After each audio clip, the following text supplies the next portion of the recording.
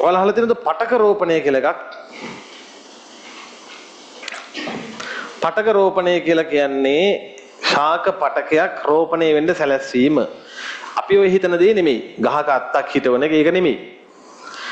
දැන් උදාහරණයක් ඇට නැති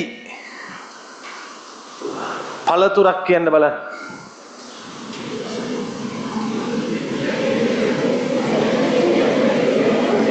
කෙසෙල්. අපි කෙසෙල් ඇට කවදාකවත් සූප් එකක් එළිය රිසි කරන්නේ නැහැ. දැන් කෙසෙල්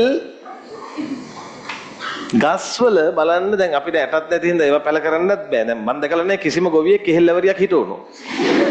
හරි? ඒත් එහෙම කරලා ගස් ගන්න බෑ. කෙහෙල් ගහකින් අර මොටෙයියෙක් එන්න ඕනේ. ඒකට දින ගාණක් යනවා. සමහරට එන්නත් පුළුවන්, නෙන්නත් පුළුවන්. එහෙම ආවත් එන්නේ 1යි 2යි. අපි හිතමු හොඳ කෙහෙල් ප්‍රභේදයක් කියලා. හොඳ කෙසෙල් ප්‍රභේදයක් නම් ඒකෙන් අපිට පැල 500ක් විතර ගන්න විදිහක් කොහොමත්ම නැහැ.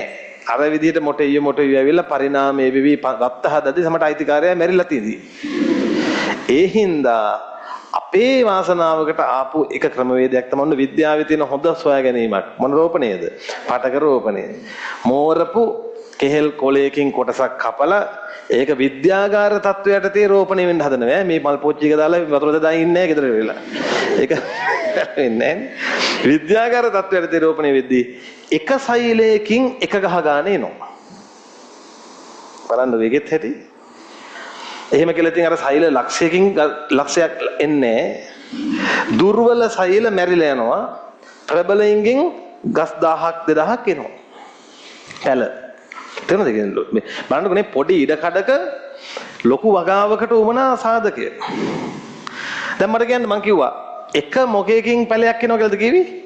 එක සෛලයකින්. එහෙනම් මේ තනි සෛලයකට පුළුවන් වෙලා තියෙනවා බෙදෙන්න. දැක්කද වැඩි? බෙදිලා ගහක් හදන්න. දැන් අපි ඉගෙන ගත්තේ ශාකදේහේ බහුලම පටකය මොකක් කියලාද මේ තුනේ?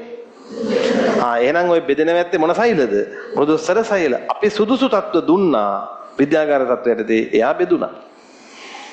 එතකොට මේ බෙදීමේ ගුණය පටක රෝපණයට හරි වැදගත්.